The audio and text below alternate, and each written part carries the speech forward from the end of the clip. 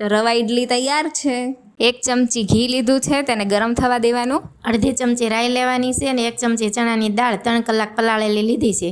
હવે તેને તેલમાં બરાબર સાંતળી લઈએ. ત્યાર પછી મીઠા લીમડાના પાન, લીલા તીખા મરચાંની કટકી, ખમણેલું આદું. 1 વાટકી રવો નાખીને બરાબર સાતળવાનું 3 મિનિટ સુધી. હવે 3 મિનિટ પછી રવો શેકાઈ જાય એટલે તેને એક તપેલીમાં લઈ લેવાનો અને એ ઠરી જાય એટલે તેમાં લીલા ધાણા, સ્વાદ પ્રમાણે મીઠું, 1 વાટકો ખાટું દહીં અને ઉપરથી ચપટી જેટલો ખાવાનો સોડા ઉમેરવાનો. થોડું થોડું પાણી નાખી અને બેટર બનાવવાનું. આ રીતનું જાડું બેટર રાખીશું. ત્યાં સુધીમાં આપણું સ્ટીમર પણ ઉકળી ગયું છે. તેલવાળી ડીશ મૂકીશું અને ચમચાની મદદથી થોડું થોડું બેટર એની અંદર ઉમેરી દઈશું. હવે ઇડલીને 7 મિનિટ માટે બફાવા દઈએ. હવે ઠરે ને એટલે ચમચીની મદદથી ઉખેડી લઈશું. તો હવે સરસ ફૂલેલી ઇડલી તૈયાર છે અને મેં કોપરાની ચટણી અને સોસ જોડે સર્વ કરી છે. તો છે ને એકદમ સરસ. હા, જોતાં જ મોંમાં પાણી આવી ગયું હો.